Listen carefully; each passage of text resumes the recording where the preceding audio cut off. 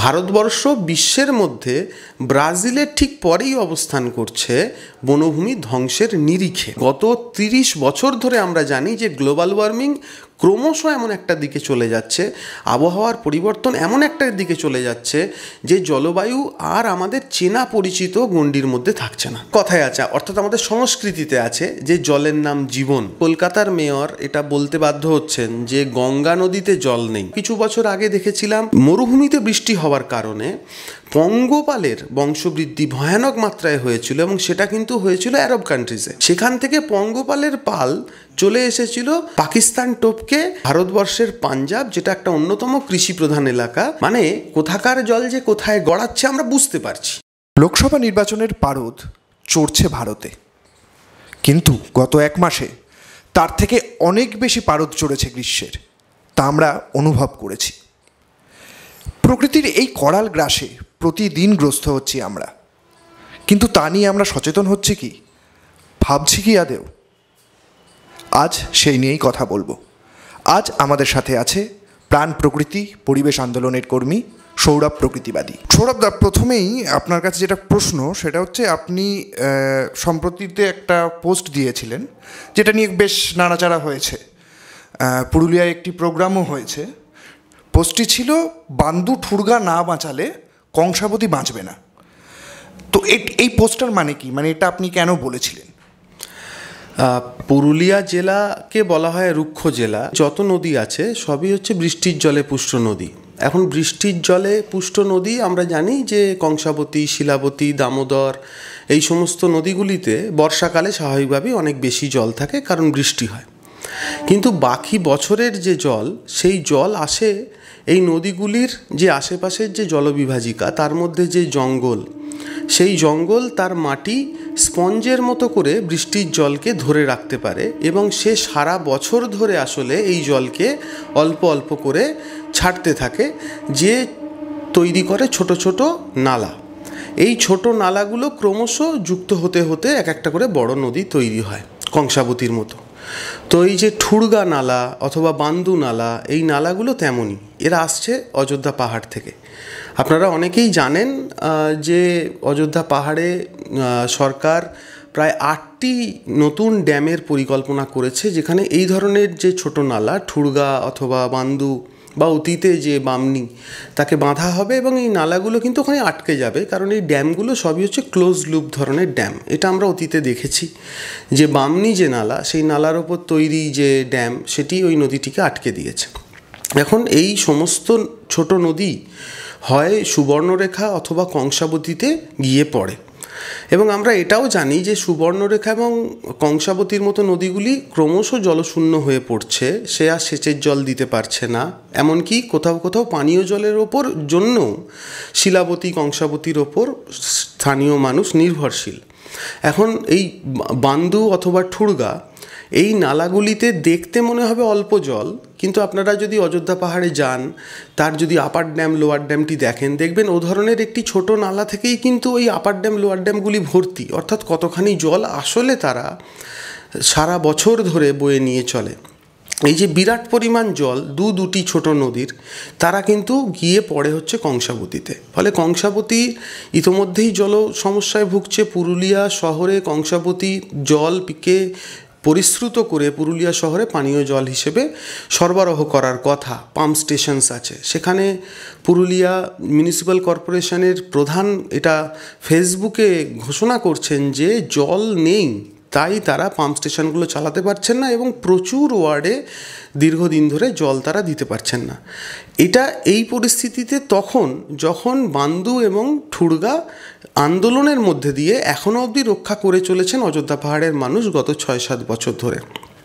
তাদের এবং আমার একই সঙ্গে ভয় হচ্ছে যে এই আন্দোলন যতদিন রক্ষা করতে পারবে তাও কিছু একটা, কিন্তু যদি রক্ষা করতে না পারে, যদি সত্যি ঠুরগা এবং বান্দু আর না বাঁচে, তাহলে কংসাবতীর জলের অবস্থা কি হবে, এবং যে বিরাট লক্ষ লক্ষ মানুষের জন্য সেচের জল, পানীয় জলের সরবরাহ এবং বিরাট জীববৈচিত্র্যকে ধারণ করে এই ছোট নদীগুলি এবং কংসাবতীর মতো বড় নদীগুলি, তারা এই সমস্ত কিছুকে আর সমর্থন করতে পারবে না, সাপোর্ট করতে পারবে না, এবং পুরো ব্যবস্থাটি ধ্বংসের দিকে ক্রমশ এগিয়ে যাবে। এই দাবিটা নিয়ে পরবর্তীতে আর কোনো আন্দোলনে যাওয়ার বা অন্য কোনো কর্মসূচি নেওয়ার পরিকল্পনা রয়েছে আপনাদের? দেখুন, শুধু পুরুলিয়া না বা শুধু কংসাবতীরও বিষয়টি নয়, পুরুলিয়া, তার পাশেই বাঁকুড়া, ঝাড়গ্রাম, পশ্চিম মেদিনীপুর, পশ্চিম বর্ধমান, বীরভূম, এই যে বিস্তীর্ণ অঞ্চল, এই অঞ্চলটিকে সাধারণভাবে রুক্ষ অঞ্চল বলা হয়। কিন্তু আমাদের খোঁজ যা আমাদের বলছে, এই অঞ্চলটি রুক্ষ প্রাকৃতিকভাবে নয়। এই অঞ্চলটি রুক্ষতা আমি এই প্রসঙ্গে বলছি যে এখানে চাষের জন্য জল পাওয়া যায় কি, এখানে পানীয় জল কি পাওয়া যায়, মানুষ কি স্বাভাবিকভাবেই পানীয় জল এখানে সংগ্রহ করতে পারেন? এই দুটি প্রশ্নের উত্তরেই থাকবে হ্যাঁ, দুটোই সম্ভব, এবং এই এলাকাগুলিতে ভালোই চাষ হয়। এই পুরো অঞ্চলটি দিনের পর দিন আরও রুক্ষ হয়ে চলেছে। পুরুলিয়া জেলায় 14.11% জমি ওয়েস্টল্যান্ড হিসেবে নথিভুক্ত আছে। ওয়েস্টল্যান্ড হচ্ছে এমন জমি যেখানে চাষাবাদও হচ্ছে না অথবা ইন্ডাস্ট্রিয়াল পারপাসেও লাগছে না, যেখানে বড় গাছও দাঁড়িয়ে নেই। এই বিস্তীর্ণ যে ভূভাগ, এগুলি আসলে জঙ্গলাকীর্ণ অরণ্য ছিল।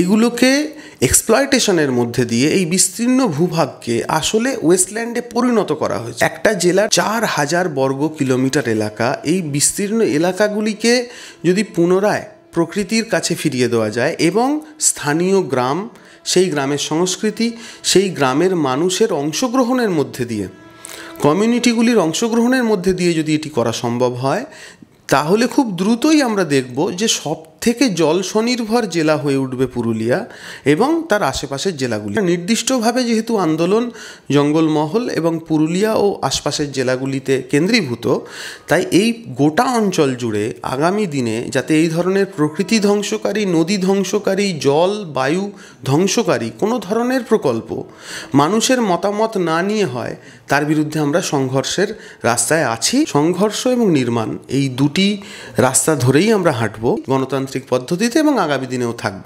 সম্প্রতি জলবায়ু পরিবর্তনের বীভৎস রূপ আমরা দেখতে পাচ্ছি। ব্রাজিলে আগের মাসে সর্বোচ্চ টেম্পারেচার ছিল, রেকর্ড টেম্পারেচার ছিল। এই মাসের ভয়াল বন্যা। আবার ওইদিকে যদি আমরা তাকাই, দুবাইয়ের মরুভূমি আমরা দেখছি জলে ভেসে যাচ্ছে, এত বৃষ্টি। কিন্তু ভারতের মতো দেশে দীর্ঘ একটা হিট ওয়েভ চলছে। তো পৃথিবীটা কোন দিকে যাচ্ছে? দেখো, আমরা ছোটোবেলায় বইতে পড়ি, বাচ্চারা পড়ে যে একটা 35 বছর ধরে আবহাওয়া কেমন থাকছে তার একটা গড় হচ্ছে জলবায়ু, তাই তো? বলা হচ্ছে যে জলবায়ুর পরিবর্তন হচ্ছে। ফলে এই জলবায়ুর পরিবর্তনকেও আমি অন্তত দেখতে চাইবো আর একটু ভেঙে ভেঙে, যে ঠিক কী ঘটনা ঘটছে, তাহলে আমরা বুঝতে পারব। ব্রাজিল সহ আরও আশেপাশের অনেকগুলি দেশের মধ্যে যে অ্যামাজন নদীর যে অরণ্য, সেই অরণ্যকে বীভৎসভাবে কাটা হয়েছে। এই নিয়ে ব্রাজিলেই আন্দোলন পুরনো নয়। আমরা অনেকেই চিকো মেন্ডেজের কথা জানি, তার প্রকৃতি সংলগ্ন আন্দোলনের কথা আমরা জানি। কিন্তু এই ধ্বংস আন্দোলনের মধ্যে দিয়ে কোথাও কোথাও স্লথ হয়েছে, কিন্তু এই ধ্বংস পুরোপুরি আটকানো যায়নি। কারণ যে বিরাট শক্তি এই ধ্বংস করছে, সেই শক্তির বিরুদ্ধে যথেষ্ট শক্তি নিয়ে পাল্টা গণ আন্দোলন সেই মাত্রায় তৈরি হয়নি। তাই নির্বিচারে একের পর এক অরণ্য ধ্বংস হতে থেকেছে। ব্রাজিল কেন, শুধুমাত্র এটা গোটা পৃথিবী জুড়েই এই পরিস্থিতি চলছে। এবং প্রত্যেক দিনের যে আঘাত নেমে আসছে, সেই আঘাত আসলে এরকম একটি সামগ্রিক পরিস্থিতি সৃষ্টি করেছে। ভারতবর্ষের কথা যদি ধরা যায়, গত 10 বছরে ভারতবর্ষের নাগাল্যান্ড যে রাজ্যটি, এই রাজ্যটির সমান একটি পরিমাণ বনভূমি ধ্বংস হয়েছে। ব্রাজিলে এত ধ্বংসের পরেও যে পরিমাণ বনভূমি আছে, ভারতবর্ষে কিন্তু আর অতটা বনভূমি নেই। ফলে ভারতবর্ষের সংকট আরও দ্রুত ঘনীভূত হবে এবং গোটা বিশ্ব জুড়ে অতি মুনাফার জন্য জঙ্গলকে কেটে অথবা খনিজ উত্তোলনের জন্য স্থানীয় মানুষের সংস্কৃতি এবং মতামতকে কোনো রকম গুরুত্ব না দিয়ে যে নির্বিচারে প্রকৃতি ধ্বংসের প্রক্রিয়া চলছে, তার পাশাপাশি ভারতের মতো উন্নয়নশীল দেশ যারা নিজেদেরকে বলে, তারা একের পর এক কয়লা বিদ্যুৎ কেন্দ্র উদ্বোধন করে যাচ্ছে, তৈরি করবার পরিকল্পনা করছে এবং নতুন নতুন কয়লা খনি তারা আরও খুঁড়বে। তারা এটা প্রচার করছে যে এই ধ্বংসের মধ্যে দিয়ে মানব জীবনের উন্নয়ন হবে, কর্মসংস্থান হবে, মানুষ নাকি আরও ভালো থাকবে, যেটি পুরোটাই একটি সর্বৈব মিথ্যা। এই মিথ্যা তারা মিডিয়ার মধ্যে দিয়ে অথবা তাদের যা যা উপাঙ্গগুলি আছে সেই সব কিছুর মধ্যে দিয়ে জনগণের কাছে পৌঁছচ্ছে এবং তাদেরকেও এমন একটি পরিস্থিতিতে নিয়ে যাচ্ছে যে তারাও বুঝতে পেরেও কথা বলতে পারছেন না। আমরা রিসেন্ট টাইমসে দেখলাম ব্যাঙ্গালোরে একটা বিপুল জলকষ্ট, কলকাতাও কিন্তু পরের সারিতে পরেই রয়েছে। তা আমাদের কি ভয় পাওয়ার সময় এসে গেছে? না, আমরা ইতোমধ্যেই ভয় পাচ্ছি নিশ্চিতভাবে। ব্যাঙ্গালোরের কোনো মানুষকে আর এটা জিজ্ঞাসা করার নেই যে ভয় পাওয়ার সময় এসছে কিনা। অথবা চেন্নাই গত 2 বছর বা কয়েক বছর আগেই এই ভয়ানক জলকষ্ট ভোগ করেছে। দীর্ঘদিন আগে থেকে জলসংকটে পূর্ণ এলাকা, সেখানে কোকাকোলার প্ল্যান্ট বসানো হয়েছে। তারা যথেচ্ছভাবে মাটির নিচের জল শোষণ করেছে, অথবা নদীগুলিকে দূষিত করেছে, অথবা নদীর জল এমনভাবে শোষণ করেছে, সিজনাল ওয়াটার ফ্লোকে তারা এমনভাবে প্রভাবিত করেছে যে বিস্তীর্ণ অঞ্চল জলশূন্য হয়ে পড়েছে এবং এই গ্রামগুলো বাস্তবত উচ্ছেদ হয়ে গেছে ক্লাইমেট রিফিউজি আকারে বা ওয়াটার রিফিউজি আকারে। এবং তারা ঘটনাচক্রে আপনার আমার শহর কলকাতা অথবা ব্যাঙ্গালোর অথবা চেন্নাইয়ের ফুটপাতবাসী। এখন দেশে এত বড় লোকসভা নির্বাচন চলছে, আমরা যদি মূলধারার রাজনৈতিক দলগুলোর ম্যানিফেস্টোগুলোর দিকে তাকাই, তারা কিন্তু এই প্রকৃতির সংকটটাকে খুব একটা গুরুত্ব দিচ্ছেন না। তো তারা কি এটা সত্যিই বুঝতে পারছেন না? দেখো, বক্তব্য আসে না মানে সকলেরই কিন্তু বক্তব্য আছে। মানে আমি খুব ব্যতিক্রমটা আমার চোখে পড়েনি, বক্তব্য সকলের আছে। বক্তব্যের স্থান কোথায়? বক্তব্যের স্থান গোটা ম্যানিফেস্টোটার 1 থেকে 2% জায়গায়, এবং সেটাও হচ্ছে সবার শেষে। খুব সম্প্রতি দেখেছি লাদাখে যে দীর্ঘ আন্দোলন চলছে এবং এখনও চলছে, সেই আন্দোলন বারবার বলেছিল যে নির্বিচারে প্রকৃতি ধ্বংস করে লাদাখের মতো একটি বিশেষ বাস্তুতন্ত্রের ওপর এই ধ্বংস এবং অত্যাচারকে যাতে বন্ধ করা যায়, তার জন্য স্থানীয় মানুষের মতামত নিয়ে উন্নয়ন পরিকল্পনা করতে হবে। এবং তার জন্য তারা 6 শিডিউলের কথা বলছিলেন। বর্তমানে কেন্দ্রের ক্ষমতাসীন যে সরকার, ম্যানিফেস্টো লেখা থাকলেই যে তারা এটা করেন এটা নয়। মানুষের জীবিকা বন্ধ হয়ে যাচ্ছে, যারা রাস্তায় নেমে মারা যাচ্ছেন হিটস্ট্রোকে। এই যে বিরাট একটা উথাল পুথাল চলছে মানুষের জীবনে, তারা কেউ এই বিষয়টিকে তাদের বক্তব্যের মধ্যে দিয়ে আনছেন না। রাজনৈতিক দলগুলোর ওপর নির্ভর করে আমাদের জীবন চলে না, বরং আমাদের জীবনটা চলে সেই জীবনকে দুর্বিষহ করে তুলতে তাদের ভূমিকা থাকে। তারা কেবলমাত্র সমাজের মধ্যে কিছু বিভাজন সৃষ্টি করে, সেই বিভাজনের সুবিধা নিয়ে তারা তাদের ক্ষমতা ধরে রাখে। বনাধিকার নিয়ে এই মুহূর্তে গোটা ভারতবর্ষ জুড়ে অযোধ্যা, পাঁচামি, হাঁসদেও, আচানাকমার থেকে শুরু করে গোটা ভারতবর্ষে বহু আন্দোলন রয়েছে, যারা অ্যাক্টিভলি ভোটকে প্রভাবিত করতে পারছেন। 153টি লোকসভা কেন্দ্র এমন আছে যেখানে 10% অথবা তার বেশি মানুষের বনাধিকার আছে। পশ্চিমবঙ্গের 13টি লোকসভা ক্ষেত্র এমন আছে যেখানে 10%-এর বেশি মানুষ বনাধিকারের প্রাপক। তাই কোনো দল বনের ওপর মানুষের অধিকার এইটা তাদের ম্যানিফেস্টোয় রাখতে বাধ্য হয়েছেন এবং অন্ততপক্ষে এই লোকসভা কেন্দ্রগুলিতে প্রচারে তারা এটা করতে বাধ্য হয়েছেন। এই সরকার তৈরির জন্য এত লড়াই, বা আমরা যদি পৃথিবীর দিকে তাকাই, সেখানে আধিপত্য বিস্তারের জন্য এত যুদ্ধ, এত মারামারি, এসবই তো মানুষ করছে। কিন্তু জলবায়ু সংকট যে জায়গায় নিয়ে গিয়ে দাঁড় করাচ্ছে গোটা পৃথিবীকে, সেখানে তো মনুষ্য প্রজাতিটাই সংকটের মুখে পড়ে যাচ্ছে।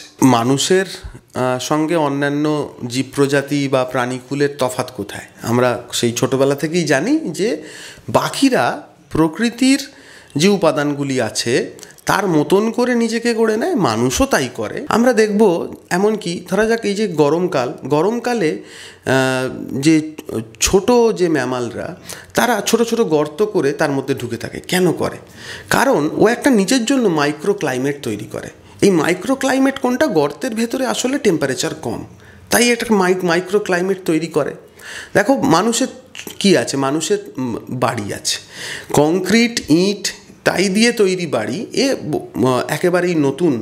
ভারতবর্ষের সংস্কৃতিতে তো বটেই মাটির বাড়ি, তার উপরে যে টালি অথবা প্রাকৃতিক কোনো উপাদান দিয়ে যে ছাওয়া অথবা সেই বাড়ির যে স্ট্রাকচার, সেখানে কোন দিক দিয়ে আলো ঢুকবে, কোন দিক দিয়ে বাতাস ঢুকবে, কোথায় ধানটাকে স্টোর করে রাখলে নষ্ট হবে না অত সহজে, রান্নাঘরটা কোথায় হলে ধোঁয়াটা বাড়ির ভেতরে না ঢুকে বাইরে বেরিয়ে যাবে এবং টেম্পারেচারও কন্ট্রোল থাকবে, এই পুরোটা আসলে আমরাও একটি করে মাইক্রোক্লাইমেট তৈরি করেছি। কিন্তু তফাৎটা কোথায়? সে তার চেতনারকে কাজে লাগিয়ে সে আবার প্রকৃতিকে এমনভাবে বদলাতে গেছে যাতে করে সে আরও একটু সহজে জীবন ধারণ করতে পারে। মানুষ তার কৃষিকাজ করে তার খাদ্য উৎপাদন করতে পেরেছে, এইভাবেই মানুষ বেঁচে থেকেছে। এটা মানুষের অস্তিত্বের সংগ্রাম। আজকে আমরা এমন একটি পরিস্থিতিতে এসে দাঁড়িয়েছি যে এই যে দীর্ঘদিনের যে মানুষের যাত্রা, যে যাত্রা দিয়েই আজকে সে আসলে শিখেছে মহাকাশেও কি করে মাসের পর মাস, এমনকি বছরের পর বছর তারা বেঁচে থাকতে পারে। 1950-এর পর থেকে যে পুঁজি মালিক এবং রাষ্ট্রগুলির যৌথদের নেওয়া যে সিদ্ধান্ত, সেই সিদ্ধান্তের মধ্যে দিয়ে জল, বাতাস, ভূমি, এমনকি মানুষের যে বৌদ্ধিক সম্পদ, এই সবটিকে ব্যবসাযোগ্য, বিনিময়যোগ্য এবং মুনাফা তৈরির কাঁচামাল আকারে দেখা ছাড়া আর অন্য কোনোভাবে দেখা হয়নি। আমরা গ্রিন রেভলিউশনের কথা জানি, যখন মানুষের যে কৃষি ব্যবস্থা, যা সুস্থায়ী কৃষি ব্যবস্থা, তাকে ভেঙে দিয়ে জোর করে রাসায়নিক সার, রাসায়নিক কীটনাশক, মাটির তলার জলের চাষ, এই সমস্ত ব্যবস্থাগুলিকে আনা হলো। সেই সময় দেখা যাবে র্যাচেল কারসনদের মতন ব্যক্তিরা তারা সোচ্চারে বলেছেন যে পাখিগুলো আর থাকছে না, আসলে আমরাও আর থাকতে পারবো না। মানুষের জ্ঞান, তার চেতনা, তার বিবর্তনের যে ফলাফলটি আজকের আমরা 99% মানুষ এর বাইরে পড়ে গেছে। প্রত্যেক দিন আপনার আমার অবনয়ন ঘটছে মানব চেতনার। যদি আপনার কাছে আপনার জ্ঞানের প্রয়োগ না থাকে, যদি জ্ঞানের প্রবাহ না থাকে, আমরা তো ভুলবো। এই পরিস্থিতি থেকে বেরিয়ে আসতে পারি আমরা কিভাবে? আমাদের এখানে লড়াইটা হচ্ছে ওই মনুষ্যত্বের ওপর, সত্যের ওপর দাঁড়াতে হবে। মানুষের চেতনা, তার যে জার্নি, সেইখানে যে ছেদ পড়ছে তার থেকে অতিক্রম করে এগিয়ে চলা সম্ভব বলে মনে হচ্ছে। এই পৃথিবীটা থেকে উচ্ছেদ হয়ে তো আর কোথাও যাওয়ার জায়গা নেই, মঙ্গল গ্রহে যাওয়া তো আর সম্ভব নয়। তাই এই পৃথিবীটা থেকে আর উচ্ছেদ হওয়ার ভয়কে সঙ্গে নিয়েই আসলে আমাদের সংগ্রামের মধ্যে দিয়ে সকলে মিলে যারা নীতি নির্ধারণ করেন তাদের ওপর এই চাপ তৈরি করতে পারি যাতে করে তারা বাধ্য হন এই সমস্যাগুলোকে মেটাতে। ক্যামেরায় সুনীতি মুখোপাধ্যায়ের সাথে স্বাগত চক্রবর্তী, জনতা স্পিক্স।